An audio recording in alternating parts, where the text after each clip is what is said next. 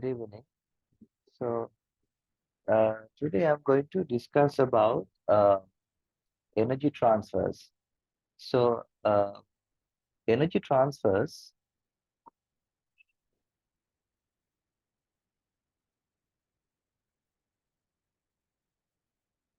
So energy transfers is sometimes again a little bit of a difficult section in past papers, especially when you're going to write some uh, explaining questions. So in energy transfers, we usually learn about three types of energy transfers happens in terms of thermal energy.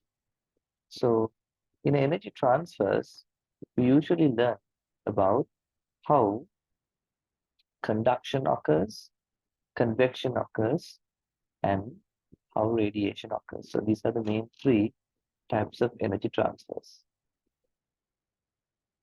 So conduction, convection, and radiation. Right. So these are the main three types of energy transfers. Right. Now, even though we call them energy transfers, this is the thermal energy transfers we are going to discuss here. Okay. So, thermal energy need to be transferred from one place to another because we use thermal energy for many different applications in our day-to-day life. So, conduction is the main method that mostly metals and conductive elements, and especially solids, do conductivity of energy. So, in a conduction, the conduction is usually applicable for solids, liquids, and gases. But solids are the best, are the best in conduction, and then liquids do, but liquids are actually poor conductors, except uh, conductive liquids like mercury, and gases are very poor in conduction of heat energy. So out of solids, metals are very good conductors of heat. So metals are very good conductors. Why? Because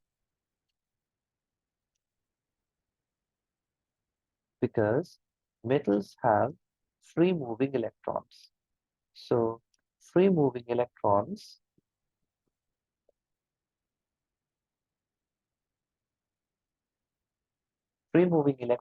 used to bring the energy from one place to another. So because when you heat up a conductor, it provides heat energy to the conductor, which means the gain of heat energy converts into kinetic energy of the molecules. So when the particles gain kinetic energy, those kinetic energy is used to vibrate or move the charged particles or the particles vigorously. As a result, particle to particle energy is going to be transferred. So when particle to particle, when the energy is transferred, one layer to the next layer or to the next layer, likewise, energy is going to be transferred through the conductor, or energy is going to be transferred through the solid. This is what you call a conduction. So usually when conduction occurs in a metal, so this side is the heating side, let's say. So when it heats up from this side, electrons and other elements are going to gain more kinetic energy. So that what happens is they're going to vibrate more faster, more vigorously transfer. And what they do is they transfer it to the next layer and the next layer, and so on and so on. So that energy is going to transfer from particle to particle. So therefore, from the hot end to the cold end of the metal, heat energy is transferred. So in this method, we call the conduction. So conduction is usually happens when there are more particles in the system. So if the material has more particles, has more particles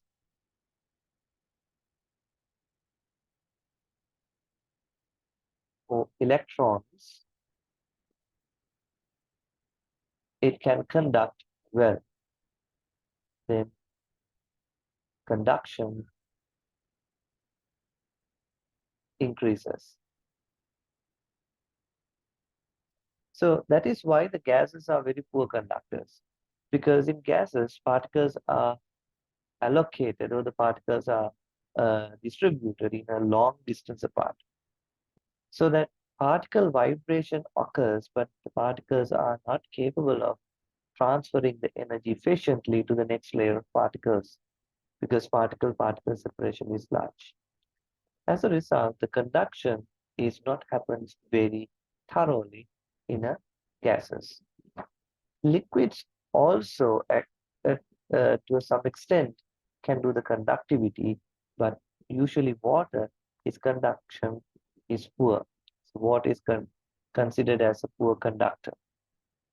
So, uh, and the materials usually they do not cause the conduction. We call them insulators. So, insulators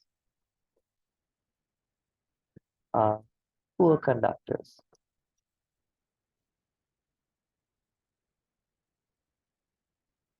Poor conductors. And insulators causes the conductivity to stop. That is also important thing because now you know that normally uh, when we're using a spoon, especially in cooking purpose, spoons, the handle of the spoon is usually made out of plastic, wood, or rubber, and the spoon is usually a metal.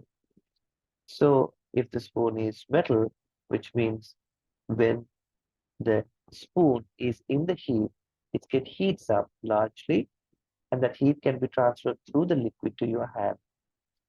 So that's to prevent we have a handle which is made out of insulators. So insulators in uh, cold regions or countries with very cold weather use a lot of insulators like fiber, air, and foam based on materials to prevent conduction of heat to the outside the house. So conductivity reducing by insulators in the system is also important. Right. Now the next thing is to study about convection. Convection can happen only in liquids and gases. Conduction is not possible to occur in solids. So conduction never happens in solid. So do not happens in solid. Can't have a conduction in solid. So liquids cause the convection to carry the heat from one place to another. For example, when we heat up a container of water from one specific point, you can observe how the water bubbles are generated in this. So if you're using a Bunsen burner or any type of burner to provide the heat here, then we can observe water bubbles generated from here and they traverse in a circular arrangement like this. So this kind of arrangements we call convectional current or convection currents. Convection currents. So convection currents occurs. The reason is when we heat, what happens? The water or the liquid heats up. Then molecules gain heat, so they expand and becomes less dense. So they becomes expands and less dense. As a result, these particles can travel through the liquid. So these particles rises up. So then rises up. So then what happens to the cold particles here? So there are more dense cold particles. Now this happens here. Then more dense cold particles sink down, sink down to create downward convectional currents. Convection currents. Now, as a result, we can see that the whole liquid is being heating now. Because why? The heated particles going up as they become less dense. Cold particles comes down because they are more heavier. As a result, they create a circular convectional currents. So when they create these convectional currents, throughout, the heat is going to be transferred. So when the heat is transferred throughout, the whole liquid is starting to heat up through the convection. We can observe the same things in gases. For example, take a metal sphere, hang it, and heat the metal sphere. So let's say this is a heated metal sphere. Heated metal sphere. So if you hang the heated metal sphere, you will be able to observe some air convections occur around it. If you place your hand right above uh, the metal sphere, you can observe some amount of convectional currents passing through your hands. The reason is the same thing that happens in the liquid because the air molecules around the heated metal sphere, the heat is absorbed. So what happens is then the air molecules becomes again less dense and they're starting to rises up. So to fill that gap, cold air is going to come upwards. So normally when you make a fireplace or fire, you will observe smoke acting upwards. You can see the smoke is going up like this. So why the smoke is going up is the same reason that the air particles around the fireplace is going to get heated up. As a result, this air becomes less dense. So then they're starting to rises up and you see it as a smoke moving upwards. So this is how the convection brings the heat from one place to another place. And the last way of transferring heat is radiation. Radiation directly refers to infrared radiation, which is we call IR. Infrared radiation means the radiation which comes from the sun to Earth. Now, the special thing about radiation is radiation doesn't require any medium. So, radiation does not require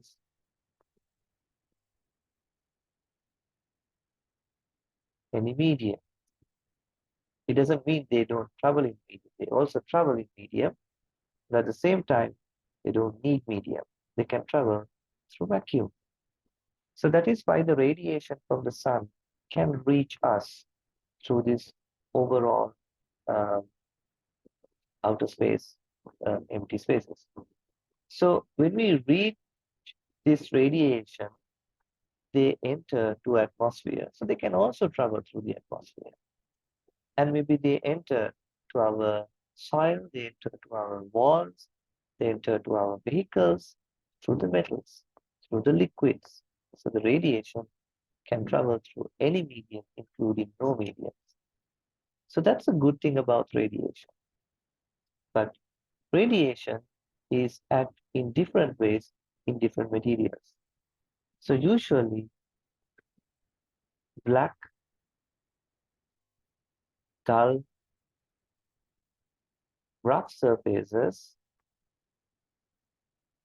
are good absorbers of radiation, good absorbers and emitters of radiation. So they can absorb well, they can emit well.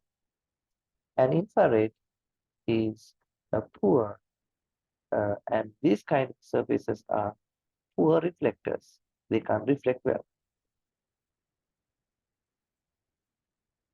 poor reflectors.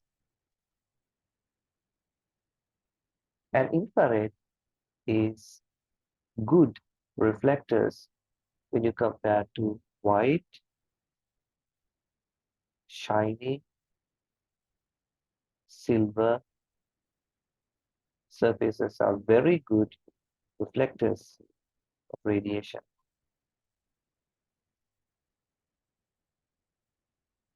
very good reflectors. And they are very poor absorbers